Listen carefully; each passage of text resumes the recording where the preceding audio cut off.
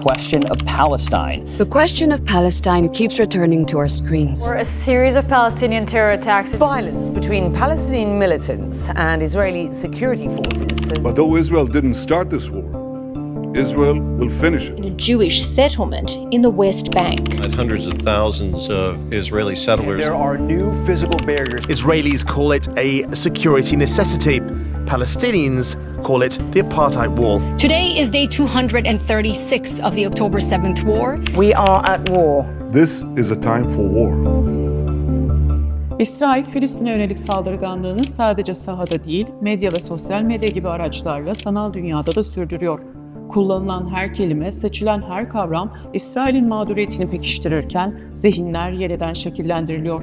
Peki o kelimelere hiç dikkat ettiniz mi? Bu bölümde insanların bakış açısını yönlendirmeyi amaçlayan o sözcükleri sorgulayacağız. Örneğin manşetlerde sıkça karşımıza çıkan Filistin sorunu ifadesi. Buna Filistin sorunu mu demeliyiz yoksa İsrail sorunu ya da İsrail-Filistin sorunu mu? This language poses the Palestinians as the problem, as an obstacle, as something that has to be solved. To assert that Palestine is the reality, and the problem is not the Palestinians or Palestine, but Zionism, Israeli occupation, oppression, apartheid, colonization, and now genocide. We have to be very clear about that. I would say the question of Israel, the question of Zionism, the Israeli problem, or the Zionism problem. Medya dilinde Filistinlilerin eylemleri tanımlanırken yaygın olarak kullanılan ifadeler arasında terörist ve militan yer alırken İsrail'in eylemleri genellikle meşru müdafaa ve misilleme olarak adlandırılıyor.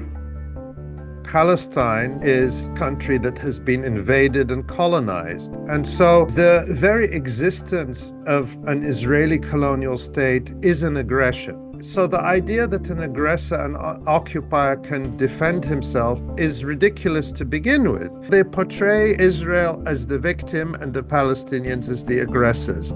And they allow Israel to describe Palestinians as engaging in so-called terrorism. But of course, this language is designed to demonize Palestinians and to falsely portray Israel as a victim, as defending itself. The term terrorism is a very politicized word. In other words, it's never used to describe an action, it's used to describe who is carrying out the action. This is why they use it against Palestinians and other oppressed groups, whereas the same actions, or much worse actions, when they're carried out by Israel or by the United States or by other powerful forces, is never described as terrorism. Of course, Palestinians are engaged in legitimate resistance and self-defense, and the word terrorism has no place whatsoever in describing what Palestinians do.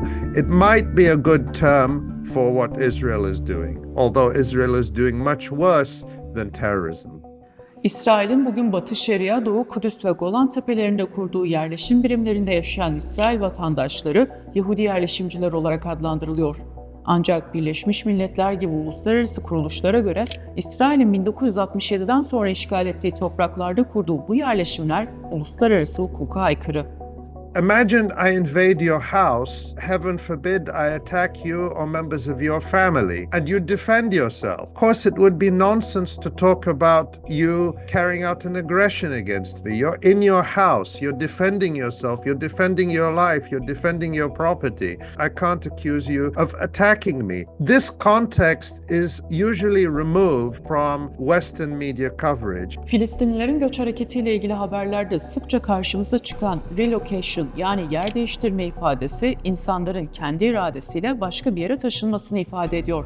Ancak Filistinlilerin durumu bundan çok uzak. What we're seeing is ethnic cleansing. What we're seeing is expulsion. What we're seeing is forced displacement. We do see the news media, particularly in the West, always trying to use terms that minimize what's going on. And a term like relocation is designed to obscure who is doing what to whom. And of course, it's never voluntary, because if Palestinians were really to exercise their free will and what they voluntarily want to do, they would remain in their land. They would remain in their homes. Whether you point a gun at someone and tell them to leave, or whether you destroy the ability of a society to function by destroying its schools, its hospitals, farms, etc., result is the same. ethnic cleansing.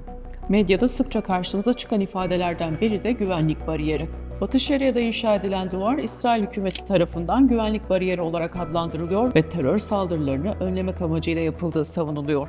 It's definitely not a security barrier. It is a separation wall, but we have to be clear about what it's separating. Mostly it is separating Palestinians from each other and from their own land. So when you isolate villages from the land around them and from each other, you kill the life in the villages over time. And that's what the Israeli separation barrier does. So it's designed to annex Palestinian land for the settlements and also to separate Palestinians from each other and from the Jewish settler population or the Israeli Jewish settler population. So we can call it a separation wall, we can also call it an apartheid wall, and we can also call it an annexation wall.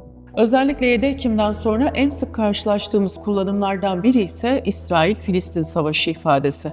Peki İsrail-Filistin arasında 7 Ekim'den bu yana yaşananlar tam olarak savaş tanımına uyuyor mu? It's a genocide first and foremost. What the Israeli army is doing is deliberately killing the Palestinian population through direct bombardment, through starvation, through blockade, through destruction of all the elements of life. So this is a real genocide in the most direct meaning of the word. But within that, the Palestinians are engaging in a guerrilla war to defend their people, to liberate their people, to resist this genocide. So that's important because we don't want to lose sight of the fact that Palestinians are trying, even though they do not have the same level of military equipment and capacity, and of course they don't have the support from the United States and Europe and so on. They are still defending themselves as best as they can.